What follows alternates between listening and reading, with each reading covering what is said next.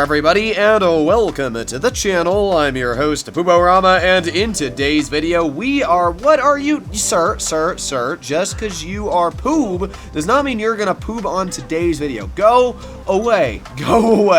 Alright, as I was going to say, we are going to be taking a look at the first of many drip feed cars in Grand Theft Auto Online. Today's video is going to be on the upgrades and customization of the Ocelot Virtue. In real life, it's based off an electric hypercar made by Lotus, the Avija. I don't know how to pronounce it. Somebody can let me know in the comments. I'm kind of dumb. I probably could have watched a video on how to pronounce it, but that requires effort. As you can see, the car looks amazing, and as I said, it's electric, so you'll notice there is no sound coming out of the vehicle. Now, I do have a bit of bad news, and that is the fact that it's all snowy in Los Santos, so I'm probably not going to get a good idea on how this car handles, but I can tell you that I've driven it around a little bit in story mode, and it handles pretty dang well. Probably one of the best handling cars when it comes to the superclass in the game, which I am very, very excited for. We're going to be mainly focusing on the customization, and there's quite a bit. We can see that actually, weirdly enough, aerials goes before armor, but I guess it is because it is alphabetical. So let's upgrade the armor as usual, and we do have some aerials. Looks like none of them affect the front, so they are just the back. So what can we do here? We just got some canards, and yeah, I mean, I might just go for the plastic fin. Yeah, I mean, that does the trick. It looks pretty nice, to be honest. I do like that. Brakes, always fully upgraded. Bumpers. Oh, wow, that is a big splitter. No, thank you. Oh, no, that looks nice. I think that looks very nice. We got a bit of a small splitter. That looks pretty good, too. Okay, let's just go for the primary carbon super bolt-on splitter. That's a long name. Alright, for back diffusers, that one looks pretty cool, but I think it extends a little bit too far out. Yeah, I do like the, just the kind of stock one. We're just gonna go for a secondary. I think will look nicer when we fully paint the car. Canards on the front. Honestly, I like the street splitter ones. I think those look good as they match the back ones we have on their overall aero flow.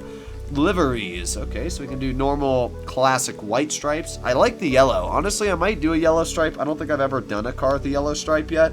Black diagonal racing stripes. Nah, not a huge fan of that. We got yellow classic sports. That actually looks pretty nice, I'm gonna be honest. That looks really, really nice. We might do the Lotus color with that. We got the Estancia racing and then camo. All right, let's try the yellow classic sports. I said I did want to do yellow, and then we'll see if we can just do the Lotus colors. Oh, it has no mirrors normally? It says stock mirrors, but there's no mirrors. Okay.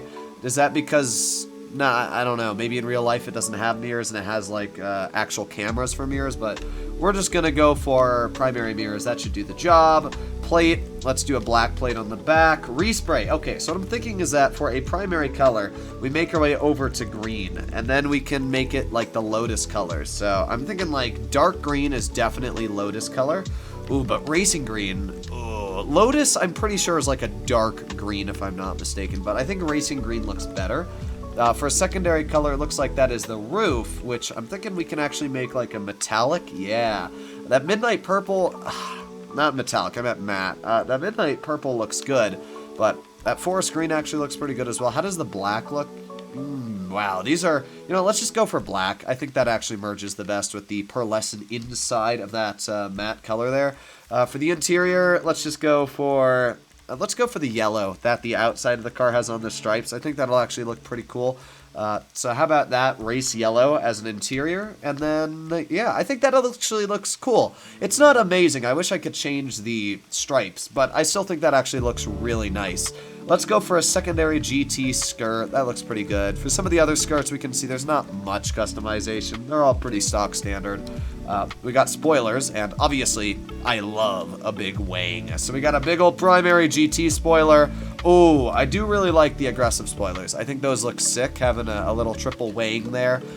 This one's actually pretty good, too. I do like the performance spoiler, but I have to say, I like the big wing. The secondary looks nice. I do like having a matte black there. I do like that matching. We can also do primary. I'm going to go for the secondary GT spoiler. I think that looks really nice. Let's go for the Fukaru fronts and then lower the suspension. Trunk. doesn't really change anything, I'm going to be honest, so we'll just stick with the normal. Wheel type, we're going to go for high-end. I would go for off-road, but I'm probably not going to upgrade this car after, so let's do that. Tire enhancements, and finally, let's paint those windows limousine. There you have it, ladies and gentlemen. This is the new Virtue in Grand Theft Auto Online. I have to say, the car looks epic. You can actually see that the hole goes all the way through there on the intakes, right out to the back of the car. Is that supposed to help its, like, aerodynamics? I'm not really sure. But let's just drive the car around, see how it performs. Now, while I may not be able to tell you the overall handling because of the fact that, I mean, it's super snowy out, I can probably tell you the top speed, especially because it has a digital tachometer or whatever. So let's just make our way somewhere here. And I'm thinking, let me make my way over towards the runway. It's pretty dark out, but it actually makes the car look amazing. If we kind of set it like on these lights here, you can see it just kind of glimmer.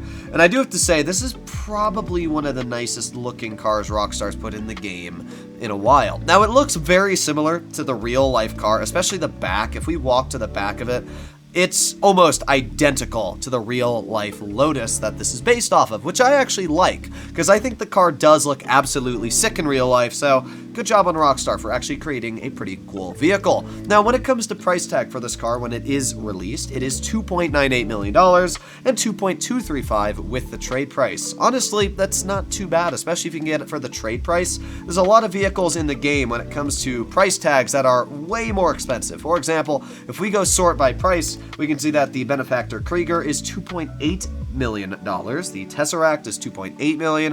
The Xeno is $2.8, and none of these vehicles have trade prices. So when you take a look, it's actually not that big of a price down here at $2.2 million. It's not even in the top 20 of most expensive vehicles in this game, which is actually pretty good. I'm pretty happy about that. Even, you know, some of these special vehicles like the Progen are way more expensive when it comes to vehicles. Look at the Torero, $2.9 million.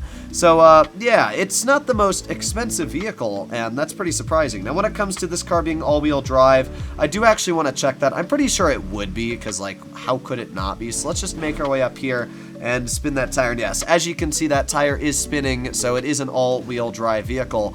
The final thing I want to end off with on today's video is seeing just how fast the car does go in a straight line. And I can tell you just from driving it around, the acceleration is absolutely insane, and the handling is insane as well. I messed around with this car a bit in story mode, and this might be one of the best lap time vehicles in the game, but I should point out that its top speed is not going to be anything amazing because it is an electric vehicle. So here we go, 0 to 60, and I should also point out that this is on snow. We are going, wow, very fast, 120. And it appears that 120 is our top speed. You know what, I actually have a good idea. Let's make our way over to Mount Chiliad, and I can take a look at how this vehicle's top speed is going to be inside of this tunnel, as there's no snow there. This will probably be a better idea of how fast this car is going to go on its acceleration. So, we can see 0 on the speedo, and 3, 2, 1, full gas. All right, and oh my god, this car is fast. 80, 100, 120. There you go, up to top speed. That is insane, and as you can see, it's actually pretty good handling, but it will lose grip here and there, so do keep that in mind. But wow, that acceleration is insane. I just want to see that one more time. So here we are, 3, 2, 1, go. 20, 30, 40, 50, 60, 70, 80. Oh my god. Yeah, this has got by far the fastest acceleration I've ever seen in the game. I mean, it's almost like it has a rocket boost. That is incredible. Well, there you have it, ladies and gentlemen. This is the Ocelot Virtue. Unfortunately, I can't give you a full handling review on it because it's a bit snowy out right now. But, I can tell you that it's going to be good on lap time. I can tell you that it's going to be a super fun car to drive because of its insane top speed paired with, well, not its insane top speed, it's insane acceleration paired with a decent top speed. It's a bit slow for the Supers class, but I mean, who cares when you've got that level of acceleration? Let me know what you guys think about this car in the comments down below. I'll see you in the next one. Bye-bye.